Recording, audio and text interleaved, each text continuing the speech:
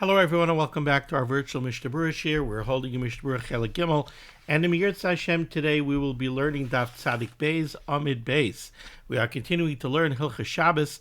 We have some unfinished business today on Tzadik Beis Amid Aleph, so we're picking up on Tzadik Beis Amid Aleph 1, 2, 3, 4, 5, 6, 7, 8, 8 lines off the bottom in the Shulchan Aruch, the middle of the line, the word umihu, right by the Ois Katan Samach Gimel for the Mishnah Berurah.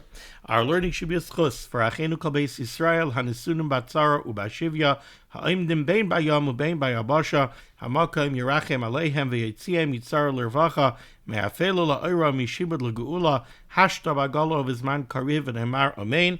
Our learning should be a schus Refuah Shalema from Moshe Meir ben Esther Fradel, Yitzchak ben Tzion ben Dusha, Tzvi ben Leah Miriam, Chava Hadassah bas Rezel Serel, Devaira bas Shasha Bina, and Rivka bas Shira Leah. They should have a Refuah Shalema b'Sar Shar Chel Yisrael. Our learning should also be a schus to Rebbeinu Shalom, should watch over all of our brothers and sisters who find themselves in harm's way, B'chol Makom Shehem. So, here in Siman Shin Gimel, we've been discussing the halacha of going outside on Shabbos to Rishus HaRabim, wearing various types of tachshitim, wearing different types of jewelry, different types of ornaments. We've seen items that you're not allowed to wear. We've seen items that you are allowed to wear. All along throughout Siman Shin Gimel, we've been struggling with what I called the elephant in the room. The question of, we're seeing all of these types of jewelry that you're not allowed to wear outside on Shabbos. We've seen the Gzeres Chachamim, Dilma, Sholfa, Umechavia, the concern that a woman might go out to Rishus HaRabim wearing jewelry, and then while she's out in Rishus HaRabim, she might be tempted to take a piece of jewelry off in order to show it to her friend. And once she takes it off and she's holding it in her hand, she might come to carry a Daled Amos in Rishus HaRabim. Yet, nowadays, we know that our wives, our women, do go out wearing all manner of jewelry, and we don't seem to pay even lip service to this Isser over here, this Isser D'Rabbanan of not wearing jewelry in Rishus HaRabim on Shabbos. So, the Mechaber himself came up with this problem, and the Mechaber wrote over here, V'hashta de Leslan, the Mechaber wrote, V'ha'idna, nowadays, Nashi Didan Nahagu Lotzeis B'chol Tachshitin. Nowadays, women go out wearing all manner of jewelry on Shabbos. So the Mechaber tackled this question. The Mechaber gave us various explanations. His first explanation was that the truth is in a chinami. Really, it's an Issa D'Rabbanan. But what could we do? If we tell the women not to wear jewelry, they're not going to listen to us. Mutav shiu shagigais. It's better that they don't know that it's aser, and therefore when they go out, they're doing it b'shoigeg. Better than that we should tell them, and then they should end up doing it b'mezid. That was the first explanation that the Mechaber gave. On that, the Aruch HaShulchan said, Chalila, chas v'chalila, to say on our women that they would go out and they would do an Isser of Shabbos, even an Isser D'Rabbanan b'mezid, it can't be. The second explanation that the Mechaber gave us was that we paskin like Rabbeinu Tam. We saw the shita of Rabbeinu Tam. Rabbeinu Tam said that when the Chazal made the Isser to go out wearing these tachshitim, when they made the Isser, they said you can't go out to Rishus HaRabim. But to go out to a chotzer she'ena mi'ureves, to go to a chotzer, which in reality, midaraisa, is a Rishus HaYachid, just you're not allowed to carry in the chotzer she'ena mu'ureves midrabanan. You need an eruve chatzeros. If you carry without a eruve chatzeros, this is drabanan. Rabbeinu Tam said, you know what? To wear jewelry in a chotzer she'ena mu'ureves, that's actually mutter. So said the Shulchan Aruch, you know what? Could be we paskin like Rabbeinu Tam. And now, if we paskin like Rabbeinu Tam, the same way Rabbeinu Tam said you could wear the jewelry in a chotzer she'ena mi'ureves, where in a chassid she'eina mureves is an issa d'rabbanan to carry, so too to go out to a Carmelis, to go to our Rishus Harabims, which according to many are not bona fide Rishus Harabims, because it's not an area that's traversed by 600,000 people on a daily basis, so it's also an issa d'rabbanan. So maybe we paskin like Rabbeinu Tam, and maybe that's the reason. Along came the Ramah. The Ramah gave us another heter. The Ramah said, you know what? Nowadays, jewelry is common. People wear jewelry even during the week. Said the Ramah, therefore, there's really no great chash nowadays that women are going to come and take off their jewelry on Shabbos afternoon to show it to their friend.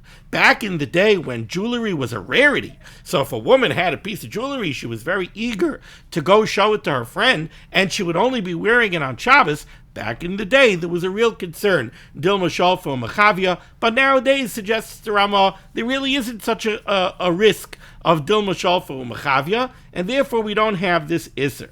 I read to the Olam the beautiful Aruch HaShulchan, a lengthy Aruch HaShulchan, where the Aruch HaShulchan also adds to it. The Aruch HaShulchan says, also we've seen the halacha that Noshim Chashuvais, very chashava and dignified women, it would be beneath them to go take off their jewelry in the street and show it to somebody. And our women are considered nashim chashuvais. Also pointed out the Aruch HaShulchan, back in the day when women were really at home, they didn't go out much, they didn't go out in the street much, they didn't go visit their friends much. The shul didn't even have an Ezras Nashim, so it was a rarity that a woman met her friend. So if she went out Shabbos afternoon for a tiyul, if she went out for a walk on Shabbos afternoon and she bumped into her friend, yeah, there's a bona fide concern, there's a real chash, Dilma Shalfa Machavia. On this rare opportunity, she bumped into her friend on the street, yes, she's eager to show off the new bracelet that she got for her anniversary. But nowadays, when women go out all the time, and they see their friends all the time, even during the week and everything else, what are we concerned that Punkt Shabbos afternoon, Dilma Shalfa Umachavia, they might come take off their jewelry and show it to their friend? So again, the Aruch HaShulchan is taking the position that the original Gzeira of Dilma Shalfa Umachavia does not really apply. That brings us to where we're holding now. Again, I think it was 8 lines off the bottom, Umihu. Says the Mechaber, Umihu. However, there are 2 cases, says the Mechaber, where these heterim are not going to apply. We are applying these heterim to a case where wearing something is only an issa d'rabbanan. Remember, all of these items of jewelry that we're talking about, they are all bona fide tachshitim. And therefore, midaraisa, it's 100% mutter to wear them, even in a bona fide Rishus Harabim. The Isser that we're dealing with here is an Isser d'Rabbanan. The Chazal made Gzeira. If we allow the woman to wear the jewelry, we're afraid she might come, take it off, and walk with it in Rishus Harabim. It's only an Isser d'Rabbanan. But, says the Mechaber, in a case where we're dealing with a real Daraisa, in a case that we're dealing with a real Daraisa, we cannot apply these heterim. Therefore, says the Mechaber Umiu, however, Tabas, a ring, sheyesh aleha chaisim, a ring that has a signet ring, leisha, for a woman to wear a signet ring. Now remember what we learned. We learned that a signet ring is not considered a tachshit for a woman. It's not an adornment for a woman to wear a signet ring. Women did not wear signet rings. So if she wears one, it's not a tachshit. At the same time, if she goes outside wearing it, she's being moitziat kederech kol hamoitzian. It's a normal way for a woman to carry a signet ring, because sometimes a husband will give his signet ring to a woman and ask her to take it home and put it away, in which case she would transport it on her finger. So it's not a tachshit, it's a masui. She's being moitziat kederech kol hamitzian. If she goes out to Rishus Haram like that on Shabbos, it would be an issa d'araisa. So says the Mechaber Umiu, Tabas sheyesh aleh chaisam leisha, a signet ring for a woman, or v'she'ein aleh chaisam, or a plain ring that does not have a signet. Leish, for a man to go out on Shabbos wearing a plain ring, that would also be an issa d'araisa in a Rishus Harabim, for the same reason, because a ring without a signet a ring without a chaysim is not a tachshit for a man. So what is it? It's a masui. And if he goes out with it on his finger, he's being moitzied kederech kol hamitziin, because sometimes a wife will give her ring to her husband to take it to the jeweler for a repair, in which case he would transport it on his finger. So again, these two cases represent the potential for really surei daraisa. So ditnan bo chayiv chatos. The Mishnah in Masechta Shabbos says on both of these cases, if the woman would go out with the signet ring, or the man would go out with the non-signet ring on Shabbos to Rishus Harabim, the Mishnah says that's a chiyuv chatos. That's an issa daraisa. So says the Mechaber, in that case, af bekarmelis aser afilu l'didan. That would be aser to go out even to a karmelis, even to our Rishus Harabim, even if our Rishus Harabim is not a bona fide Rishus Harabim. So it's a karmelis, it's a Rishus Darabanan. So over there, we won't apply these heterim. That would be aser. And the Mishnah Berurah is going to say that it would be aser also to go out wearing these rings to a chotzer she'ena mi'ureves, to a chotzer that doesn't have a proper uruv chatzeros. V'hu adin, and the same halacha would apply, says the Mechaber, l'chol mai de'itmar be'chiyav chatos. Any case where we said that to go out to a Rishus Harabim wearing an item derech malbush is an issa daraisa, in that case, you can't apply any heterim. It would be also to go out with them even to a karmelis or even to a chotzer she'ena me'ureves. Let's see the Mishnah Berurah here. It says the Mishnah Berurah is cut in Samach Gimel. Umiu ritzoyna loymar. What the Mechaber wants to say is, as I explained, the hasam kishenoisei kushu lavush ein by mishamasa. By the jewelry that we've been discussing in Siman Shin Gimel, those are really mutter midaraisa. There's no iser Torah. Those are tachshitim. They're not considered a masui. V'les beirak iser derabanan afilu b'rishus harabim gomor. Even for a woman to go out wearing the jewelry to a bona fide rishus harabim, at worst is an issa derabanan. We were never dealing with daraisas. Mishum dilma shalfa machavia. We're only dealing with an issa derabanan of dilma shalfa machavia. Or lakach hekelu bishalanu. Therefore, we could apply the heterim that we've applied to say why a woman could go out to our rishus harabims. Rabbeinu tam. It's only an issa derabanan. Or these other svaris that we've had. Masha ein kein bazeh. But we can't apply that to these cases of rings where it's Isurei Daraisa. That would be also said the Mechaber Af Bekarmelis. Ois Kat and Samach Dalid. V'huadin Dafilu B'chotzer Aser. The Gra says it would also be Aser in a Chotzer She'ena Mi'ureves. A Chotzer that doesn't have a proper Iruve Chatzeros. Now, having said that, the Mechaber gives a tzad heter. V'yesh mi sha'omer. However, the Mechaber does bring down the Shitas Haran. There are those that say, Shebezman hazeh, nowadays, shenagu ha'anoshim lotzeis betabas she'ein oleh chaysam. Nowadays, when there are men who do wear rings that are not signet rings. Back in the day, it was unheard of. For a man to wear a non-signet ring, it's not considered a takshid. It's a masui. But says the Mechaber already in his days, and he's bringing this down from the Ran, that there were men who did wear plain rings that didn't have a chaysam. Harei zelahem ketakshid. In that case, a non-signet ring is a takshit for a man, v'shari, and therefore it would be mutter. Well, if he's in, according to this, efshar, it's possible. To kevin shanagu akshav hanoshim lotzeis betabasha yesh aleh chaysam. Says the Mechaber, it could be that the opposite is also true. And the Mechaber said nowadays there are women who wear signet rings. So now, harehu lehen ketachshit v'shari. So says the Mechaber that was back in the day. In the time of the Mishnah, the time of the Gemara, it was unheard of for a man to go out with a ring that wasn't a signet ring. It was unheard of for a woman to go out with a signet ring. So they're not takshitim, they're a masui. But nowadays, in the days of the Mechaber already, says the Mechaber, there were men who wore plain rings, and there were women who wore signet rings. In that case, it would be mutter. Let's pause over here. Now, says the Mishnah Berurah on that. Says the Mishnah Berurah kat samachay harezeh ubechadusha Rabbi Kiva Eger kasav. Rabbi Kiva Eger writes, the av she'ein limchais bazeh sheyesh lo amil lismaich. Says Rabbi Kiva Eger, we should not object to a man who goes out on Shabbos wearing a ring that's not a signet ring. Mikamokaim bal nefesh yachush la'atzmai. Still at all a bal nefesh, somebody who cares about the welfare of his neshama. Shaloi lotzeis betabas klal, should not go out wearing a ring. V'hainu chutz la'erev. This means out of a chutzer me'ureves. If you live in a place where there's an erev, so okay, there's no shaila of hoitzah.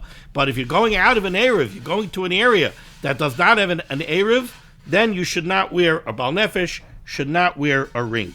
Ois katan samech vav, arehu lohen.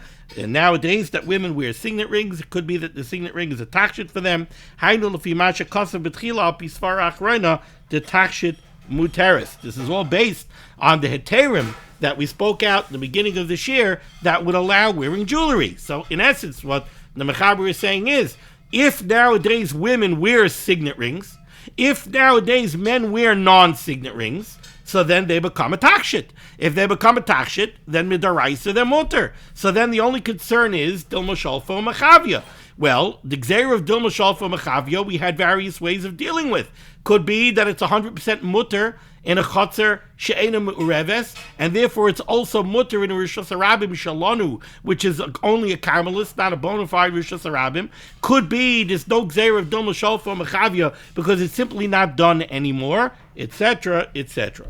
Now we go weiter in the Mechaber. Says the Mechaber. Now, having seen all of this, the Mechaber takes us back to another case that we learned about earlier. Back at Siftes, we discussed the halacha of a woman going out with a makat she'ena nekuva, a woman going out with a needle that does not have an eye stuck in her garment. And the Mechaber told us over there, it depends what she's doing with it. If she's just transporting it, she's just sticking it into her garment, that the Mechaber said is awesome. But if she's using this needle, in the words of the Mechaber, im ma'amedes ba kishureha, if she's using the needle to pin her head covering, then the Mechaber said it's muter. So okay, again, a woman wants to go out with a machat she'ena nekuva, a needle that does not have an eye. The Mechaber said, if you're using it to fasten your head covering, that's muter, because now it becomes part of the malbush. So now it becomes muter. On that, says the Mechaber over here, nevertheless, tzarech lahazir lanoshim, we have to caution the women. Shaloi teitzena elo b'mechotim shehein tzrichais lahamid kishurein. Says the Mechaber, we have this heter that a woman is allowed to go out with a machat she'ena nekuva if she's using it to go ahead and pin her head covering. Says the Mechaber, but we have to warn them. Only do this with the mechotim she'ein tzrichais lahamid kishurein. Only the pins that you're actually going to use to pin on your head covering. V'lo yoiser. You can't take extra pins and start sticking in extra pins just because you want to transport pins. That you're not allowed to do. Ki bazeh she'ein lehem tayelis bay yishmu lanu. And the Mechaber says, we can tell the women this, and we don't have to worry, mutav shiyu shagigais v'al tehim izidos. We don't have to worry that they're not going to listen to us, and they're going to come to transport pins bemazed when it's really usher. No, if it's a pin that she doesn't need to pin her head covering, she'll listen to us. Shitaka won't take it. Says the Mishnah Berurah, Ois Katan Samach Zayin. Umikamakim. Return a loymar, what the Mechaber means to say over here is, Afilu l'chal asvaros hamakilin. After we've seen all the heterim that we've seen, Hainu rak b'davar shu takshit, v'loy b'davar she'eino takshit, the heterim that we've spoken about only apply to things that are takshitim, and therefore they're muter midaraisa, but not to something that's not a takshit, ulefikach. Therefore, ma shehiter b'sif tes, makat laha modas hakishurim. This that we said in Sif Test, that a woman's allowed to go out with a makat she'eno nekuva, a needle without an eye, if she's using it to pin her head covering, lo yu yosim echotin b'tzi'ifa miktei atzarek la'amodas hakishurim. She should not use more pins than what she needs to pin her head covering. Because if she's going to start using extra needles, those needles do not have a din of a takshit. They're not accomplishing anything. So then what is it? So then it's a masri, and she's not allowed to go out with it. Okay, moving on to Sif Yud Tes, 3 lines off the bottom. Says the Mechaber, Tzarech lahazhir lanoshim, we have to caution the women, shaloi yitaltalu, that they should not handle. Now, the word yitaltalu over here tells us that we're talking about an Isser Muktzah. We're pivoting here for a second, away from the Isser Hoitzah to the Isser of Muktzah. So we have to warn women, because we're talking now about women using pins and using needles to go affix their head coverings.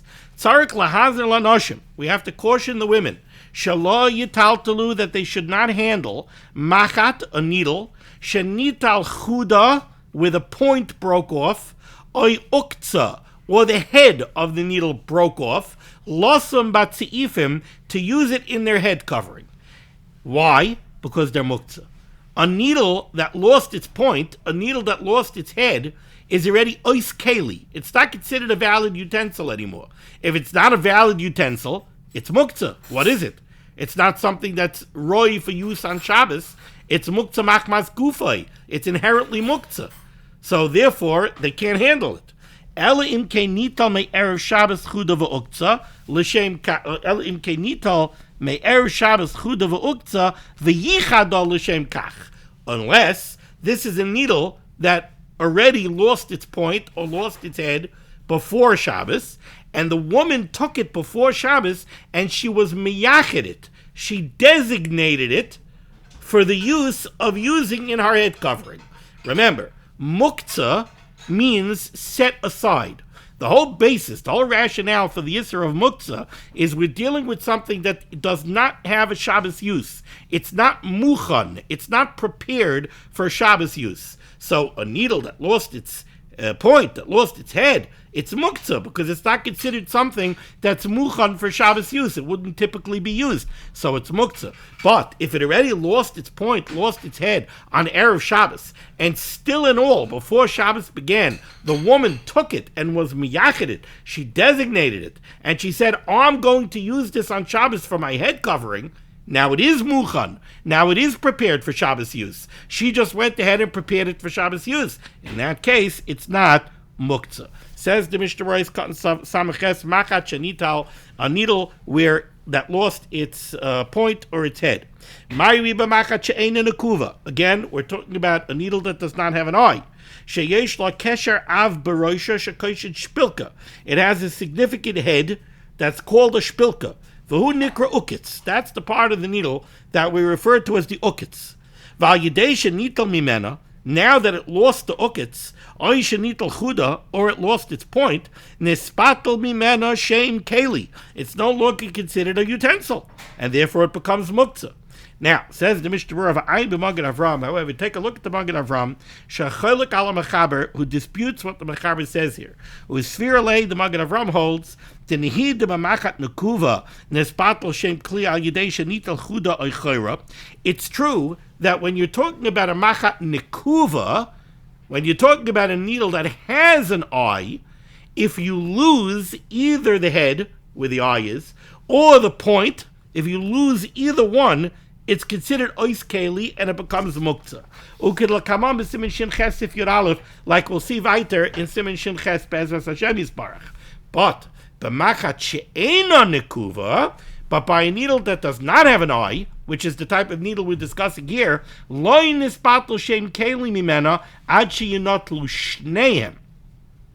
The Magen Avram says that for a machat she'ena nekuva to be considered ois keli, for it to be considered no longer a utensil, it needs to lose both the point and the head, not either or. Nevertheless,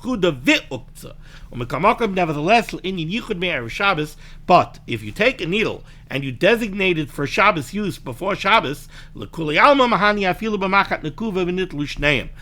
if you would have a machat nekuva and it lost the head and the point, so it's not considered a keli, but if you designate it on Erev Shabbos, it is no longer muktzah. Turning back to Tzadik Beis, Amid Aleph, bottom line in the Shulchan Aruch Sif Chaf. Says the Mechaber, Habanois kitanois, young girls, shenoikvim oznehem, who would pierce their ears, Kedei loses behem nizamim kisheyigdalu, so that when they get older, they should be able to put in earrings. So apparently, back in the day, young girls would pierce their ears, or maybe their mothers would have their ears pierced at a young age when it's easier for them to tolerate it, but they wouldn't get earrings yet. Earrings were for an older girl or for a young woman who's married. A little girl did not get earrings, but they already pierced their ears. Now you know that when you pierce the ears, if you don't put anything in the hole will close up. How do you prevent the hole from closing up if you're not going to have earrings? So, says the Mechaber, Habanes Ketanis, young girls, Shenoikvim Asneim, who would pierce their ears, Kedei Loses Behem Nizamim Kisheyigdalu, so that they would be able to wear earrings when they get older. Ukedei Shelo Yistimu Hanikavim, and in order so that the holes should not close up, Noistin Behem Kisamim, they would put in splinters of wood. They would put in, like, the end of a toothpick, I guess. They would put in something, a little piece of wood, to maintain the opening until they get old enough for earrings. Mutter lotzeis bahem, you're allowed to go out with them on Shabbos. In other words, like this, you would have a question. Is that considered a masui? You have this little piece of wood in your ear. Is that considered a masui? Says the Mechaber, no, it's not. Why? Because this is what I would call, again, a functional tachshit. It's not concealing, I'm not even sure if it's really protecting the body, but it's serving the person because she needs the hole to stay open and she's putting it in to maintain the hole. So it's a functional takshit, and therefore mutar lotzeis behem. Same halacha would apply if instead of pieces of wood, you put in pieces of thread. Shamutar lotzeis behem, it would be mutar to go out with those threads. Im enam tzivuim, if they're not dyed. If the threads are plain, you could go out with them. If they're dyed and colored, then you cannot go out with them. Let's take a look here at the Mishnah Berurah. Ois cotton samach tes. Mutar lotzeis behem, you're allowed to go out with these splinters of wood or the undyed threads. The orcha b'hachi, because this is normal. It's a normal thing that you would wear derech malbush in order to maintain the hole open. V'lav masihu, and therefore is not considered a masui. Ois cotton ayin, but tzvuim, if the threads are colored, aser. Why? Techashuvin hein. Now that they're colored, they rise to the level of a tachshit. Now it's something beautiful. V'dil masholfo mechavia. Once it becomes pretty, now we have to worry that the young girl might go ahead and take it out of her ear to show it off to somebody. Take a look at the Magen Avraham, who takes the position to say, even by dyed thread, we should not answer this. Ki im bibisula, only by a young unmarried girl, shadarka liyos azneha megulois, because by an unmarried young girl, her ears will be uncovered. So yes, then there's a chash if she has pretty threads in her ear, dil mashalfo mechavia. Avo binisua shadarka liyos azneha mechusais bikishurin, but by a married woman, who back in the day, the way they wrapped their head coverings, their ears would be covered, and she wouldn't uncover her ear to take it out and show it to somebody. Because it would be a pain in the neck. Like we said about the earrings earlier in Sivches, but the Chavetz Chaim says, take a look in the Bir Halacha where I said, a lot of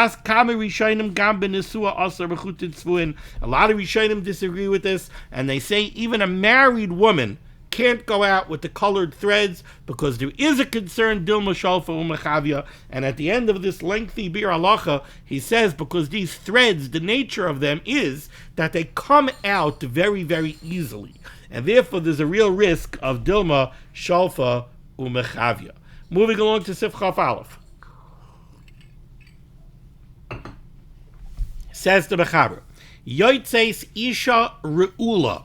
A woman is allowed to go out Re'ula. What's Re'ula? Says the Mechaber, V'hu shema'atefes kol roisha. This is a garment that covers her head. Now, the girsa that we have here is chutz me'aponim, with the exception of the face. Sounds like a hood. If you look at the Berurah, and we'll see in the Mishnah Berurah also, they bring down Rashi from Masechta Shabbos that does not say chutz me'aponim, it says chutz me'ha'einayim, except for the eyes. Sounds like a burqa, right? So you have this garment that covers the whole head. Excuse me. And the only part of the head and the face that's uncovered is the eyes. Says the Mechaber, you're allowed to go out like this. Now, we have to understand what the chiddush of this is. Let's take a look at the Mishnah Berurah's Kat Ein Aleph. Chutz me'aponim, ba'aruch u'barashi isa chutz me'einayim. In the Aruch and in Rashi and Masechta Shabbos, it doesn't say chutz me'aponim with the exception of the face. It says chutz me'einayim with the exception of the eyes. V'kamash malon. What's the chiddush over here that you're allowed to go out like this? The gam zeh derech malbushu. The chiddush is that this is considered derech malbush. This is considered a way of wearing a garment. So there are times that something might be considered a garment, but if you wear it in a totally abnormal way, then you're not going out derech malbush. You're not going out wearing a garment as a garment in the normal way. You're going out derech mishuna. If you take a shirt is a malbush. You take a shirt, you tie it around your forehead. Very nice that the shirt is a malbush, but you're not wearing it derech malbush.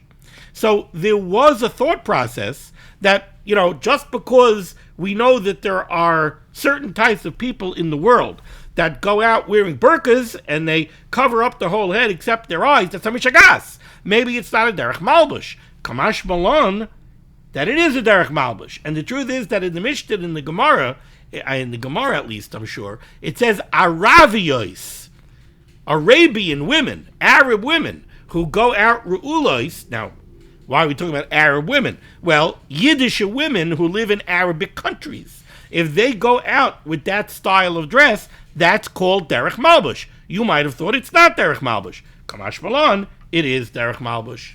Moving along to Sif Chav Beis. Now, Sif Chav Beis, just a very, very brief hakdama. I'm wearing a bekesh over here, and I have buttons.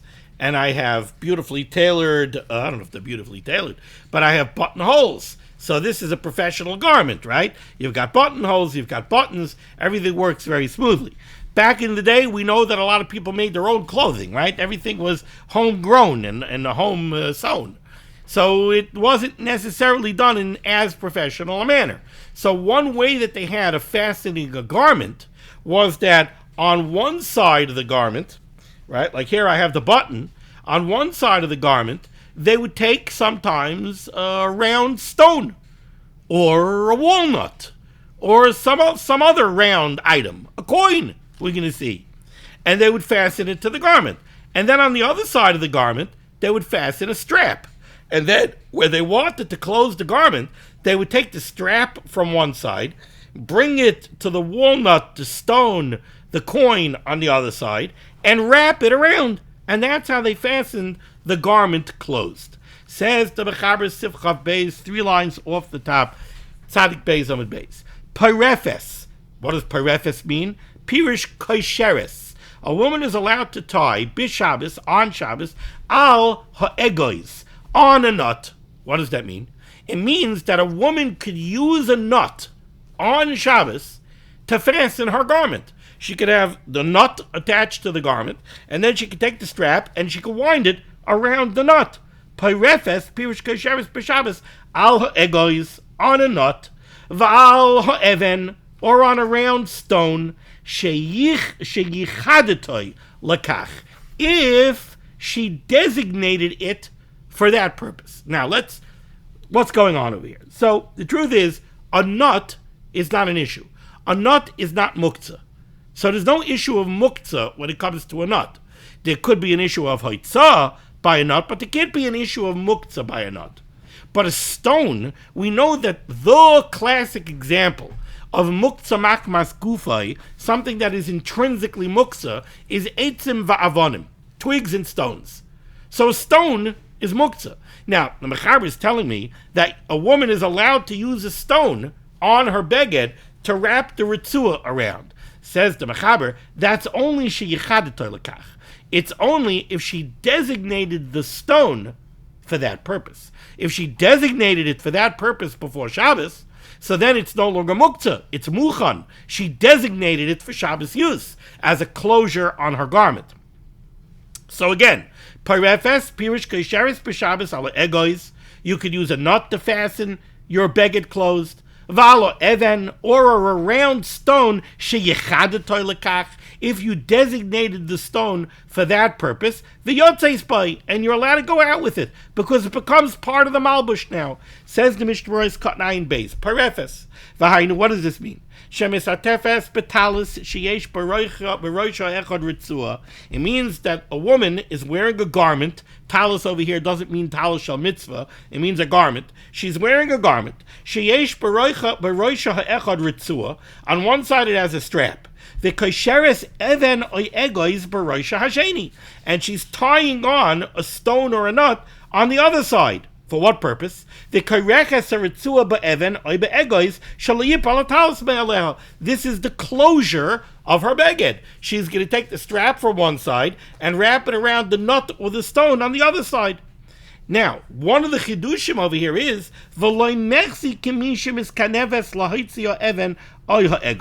we don't have a worry here. We're not going to make a gzera d'Rabbanan that we're going to say, you know what this looks like?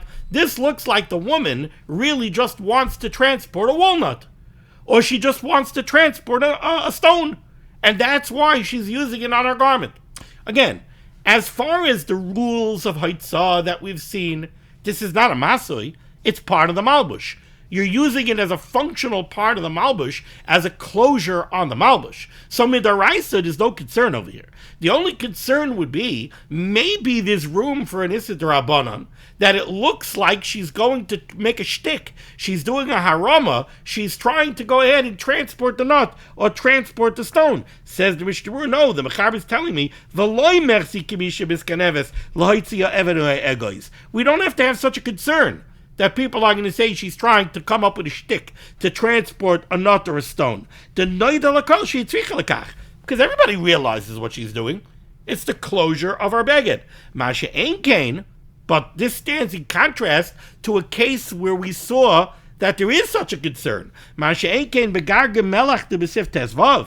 But when it comes to a grain of salt that you want to put in your mouth because you have a toothache, over there we said you have to be careful. Not everybody knows that you need it. Not everybody knows that you have a toothache, and therefore we said that you can't put it in your mouth on Shabbos, because people will think that you're trying to transport from salt to your Suda. That's why over there some suggested that's why it's also to put the gargil shamelach in your mouth on Shabbos. We had two different pshatim. One pshat was that it's also because of refuah, gzerim mishum shchika samamonim. The other pshat was that it's also because of harama. It's also because people are going to look and say that you're trying to transport salt on Shabbos. Over here, by the walnut, by the stone, there is no such concern. Everybody sees why you need it. It's the closure on the beged. Gimel, but the Mechaber said it has to be sheyichadetoy. It has to be by the stone that you designated the stone for such a purpose, miba'od yom. That before Shabbos began, you were mechin the stone, and you designated it for Shabbos use so that it shouldn't be muktzah. Because if not, kama even muktzah kamay matbeah. Because then a stone would be muktzah the same way we're going to see that a coin is muktzah. The we must be talking about a round stone. Why? A round stone is a type of stone that you would naturally use for this purpose. And therefore, if you are miyachid for Shabbos use, even if you were only miyachid for one Shabbos, so it's Erev Shabbos, it's a half hour before Shabbos, you remembered you needed something to close up your garment, you saw a round rock, you said, oh, rocks, they're muksa on Shabbos. Okay, I'm being miyachid. I'm designated it for use for this Shabbos to use to close up my garment, and after Shabbos I'll sew on a button.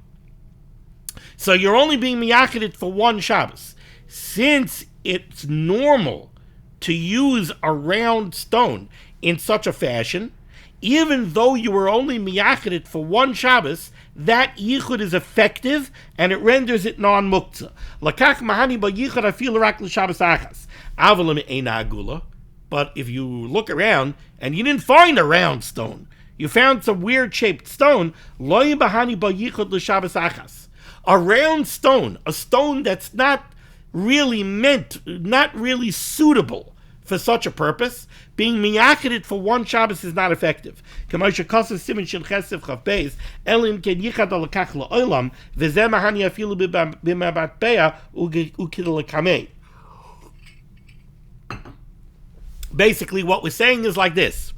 The concept that you could take a stone and you could designate it for use as a closure on your garment, and therefore it's not muktzah, if it's a stone that's really suitable for the purpose that you want to use it for. So then even a temporary designation, even if you only designate it for the use as a button for one Shabbos, that is effective to make that stone no longer muktzah, and you could use it for that Shabbos. But if you have a stone that's not really suitable for this purpose, and now you want to designate it to use it for that purpose, a temporary designation is not powerful enough. You're talking about something that's not suitable for the non-muktzah purpose that you want to use it for.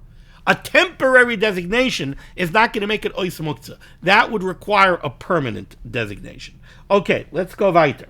Says the Mechaber.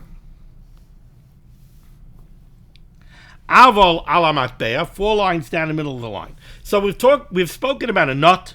We've spoken about a stone. We've said you could go out with them because they're considered part of the beged. We said that the stone needs yichud.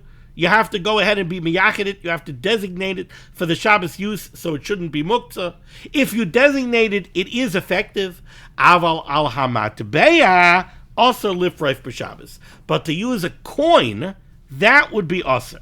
Why? The lav bar tiltelhu, because a coin is muktzah, v'loy mahani beyichud, and designating it for use on Shabbos would not be effective. Says the Mishnah Berurah, we have to add something here between the lines.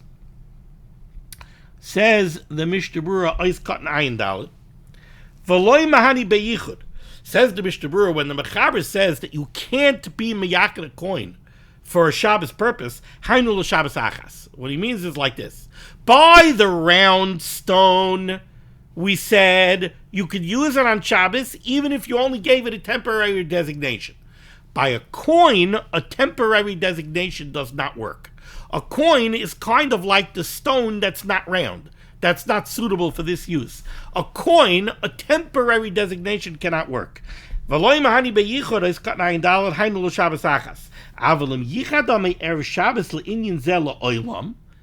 if you take a coin and you set it aside to be the button of your garment on Erev Shabbos, and you say that I'm going to keep it as a button permanently, that would work even by a coin, says the Mishnah Berurah.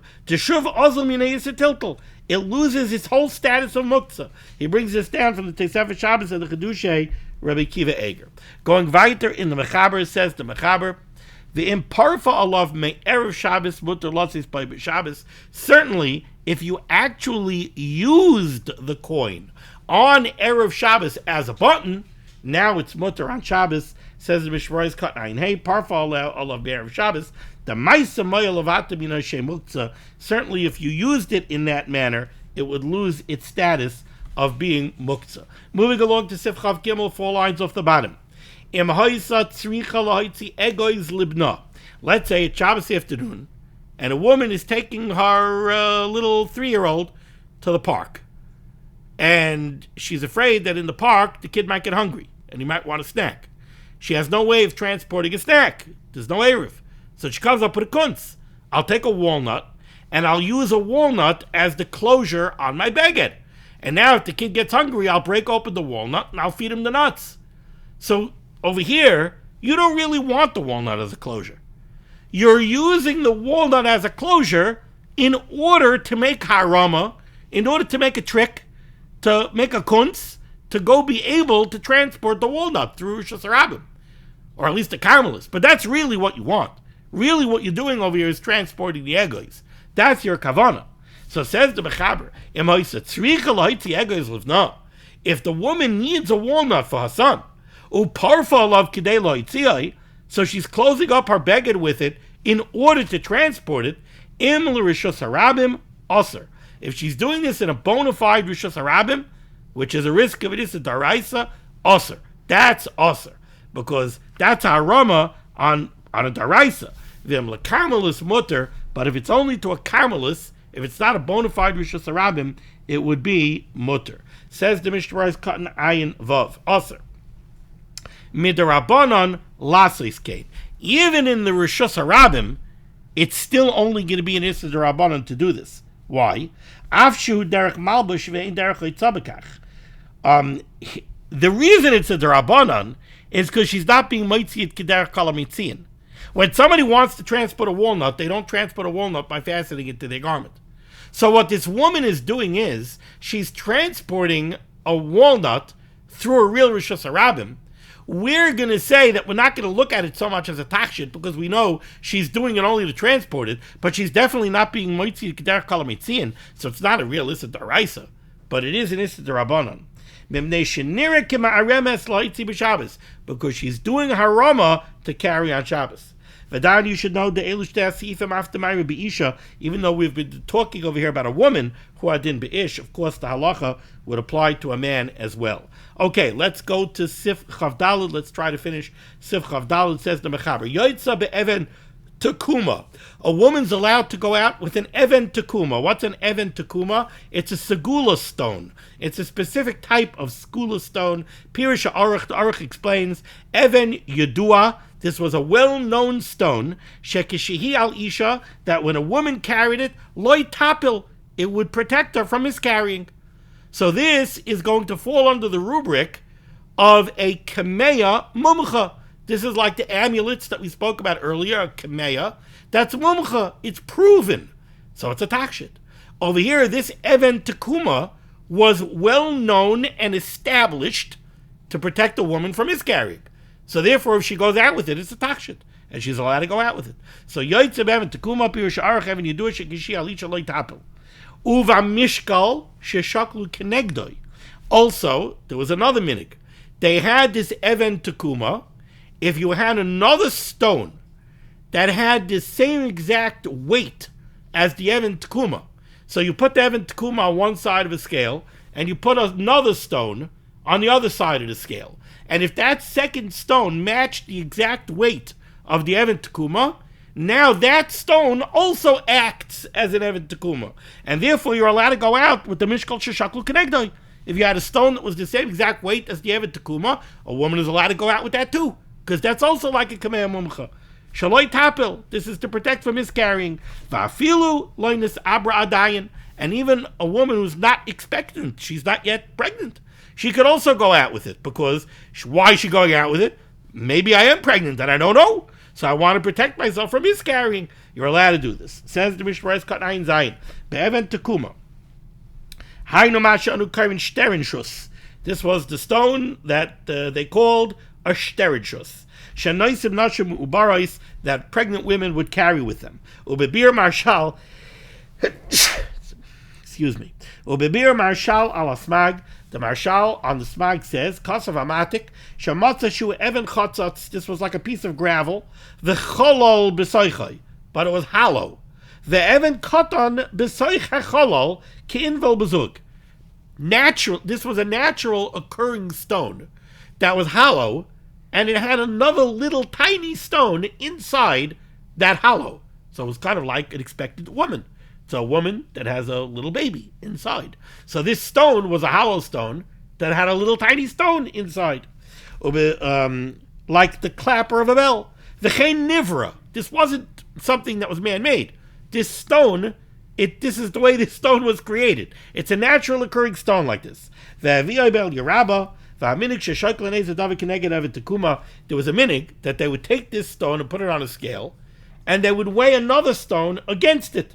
And if it was the exact same weight, it was also effective. It